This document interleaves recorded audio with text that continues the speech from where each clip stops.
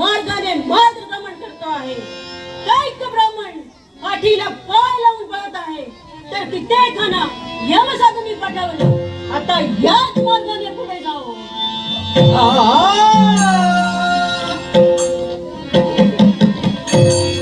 वा वा वा वा वा. जीवनात केव्हाच भगवंत पाहिलं नाही. अगं हे तुझं नाव काय? तू कुठं राहतेस? माझं नाव तुळशी. भक्ती करण्यासाठी इथे आले होते. पण आपल्याला काय करायचं आहे? माझा मार्ग सोडा, मला जाऊ द्या. प्रथम तुला पाहिलं आणि माझं असं कसं होऊ लागलं? मी देहभान विसरलो, माझं वर खाली होऊ लागलं. हे पहा, तुमचं वर खाली होऊ द्या नाहीतर बंद पडू द्या, माझा त्याच्याशी काडीचाही संबंध नाही. माझा मार्ग सोडा, मला जाऊ द्या. अगं थांब, जाशील? अगं थांब. नको नको तुळशी, अशी मस्करी करू नको. नको माझे असे रंग उधळू नको. नको मोती उधळू, अशी चालताना. नको मोती उधळू, अशी चालताना. नवी चंद्र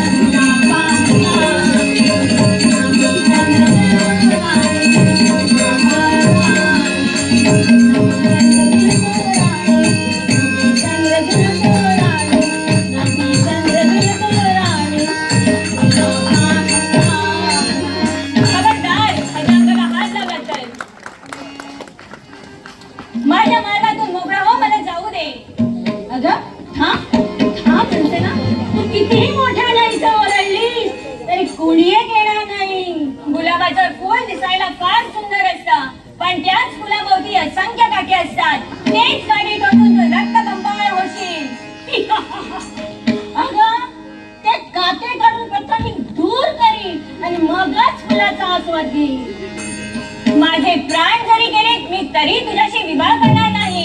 माझा पती मी निवडला आहे. माझी जर इच्छा पूर्ण होत नसेल तर माझ्या संकल्पना तुला नसेल.